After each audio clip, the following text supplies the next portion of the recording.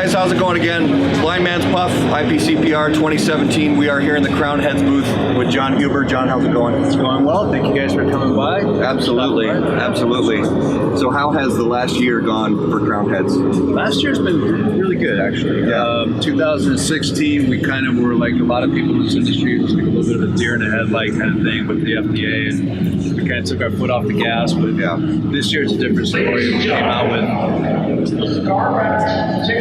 Anyway, we came out with Drumstick, Mule Kick, Las Calaveras, Paniolo, TA Special, that kind of thing. So we went back to kind of business. Yeah.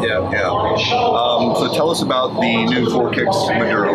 Four Kicks Maduro, the original Four Kicks was released in November of 2011. And we're using that same original binder filler component, and we put a Connecticut Habano wrapper on it. Yeah. So it's a Connecticut Habano Maduro. A lot of people are under the misconception that it is broadleaf. It is not broadleaf. So it's not the black belt buckle like some people say. Thank you for actually pointing out that it was black. Yeah, exactly. Yeah, I've heard that so much, and I tell them that it's not the same cigar. So It's not. And if you smoke them side by side, there are some nuances to the flavor profiles. Yeah. But it's Habano seed grown in Connecticut. Yeah. It's a tobacco that we found with the broker while we were down there with Pastor Perez Carrillo late last year. Yeah. And we started messing around with it. It's a really nice seed. It's got a good flavor to it, and it works very well with the Four Kicks blend. Okay, good. So that's the genesis of Four Kicks Maduro. Yeah, and we know that Luminosa had a soft launch, for lack of a better term, last year, but this year you're going full wide release with Luminosa. So for those who haven't heard yet about the Luminosa, let's hear about it.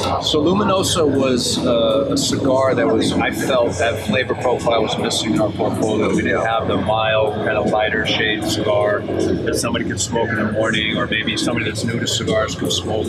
So worked with Ernesto Perez Carrillo on this. It's a Connecticut Ecuador wrapper, Nicaraguan binder filler, but it does have a little bit of more spice than, say, a Macanudo Hyde Park or something like that. It's got that rich, buttery, creamy kind of underlying tone, but it's also got a little bit of good Nicaraguan spice to it as well. So it was a challenge to work on a cigar like that, because that's not typically what I would smoke. But I felt that it was lacking in the portfolio, so that's why we went ahead. Yeah, it's really, really great.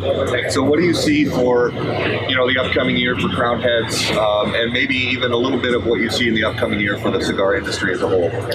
Well, as far as the rest of the year, we're probably not going to do anything new. We might have something in the fourth quarter.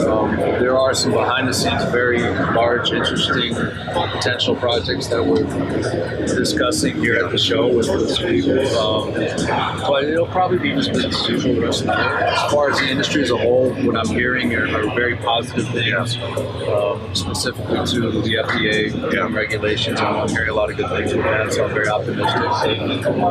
We specifically to the FDA, we prepared for the worst. Right. So we've done all of our homework last year, spent most of the year, a lot of money, a lot of prep time, getting stuff into commerce, like a lot of other companies, protecting existing plans with SEs, substantial plans. So that's what the most of 2016 was doing. So I feel really very, very optimistic. Yeah, and I've heard that from a lot of people this year, is that, last year, it did feel like a lot of doom and gloom last year, but this year I think people have, I think that's settled a little bit, and things are moving in the right direction. I agree. I think that what I'm hearing behind the scenes, there's a lot of potential, very good things that could happen. So keep our fingers crossed. Until then, I'm just going to keep my focus on, new stuff that's going to come out, existing stuff.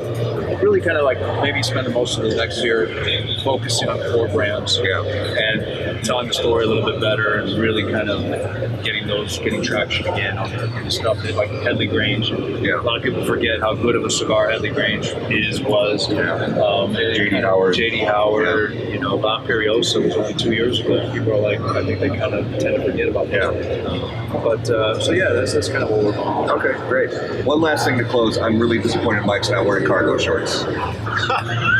I think at some point we're gonna have to retire those shorts and frame them in the office or something. But I had to get that in. Yeah, no, I appreciate it. I mean, you're actually watching the YouTube video. Oh, absolutely. Yeah. Those are kind of a goof, but we have fun doing it. Yeah, it's a good time. Yeah. All right. Hey, thanks, John, for talking. Thank you guys, and thank you to Blind Man's Puff. It's a great concept. People, if you're not checking it out, you need to check out Blind Man's Puff.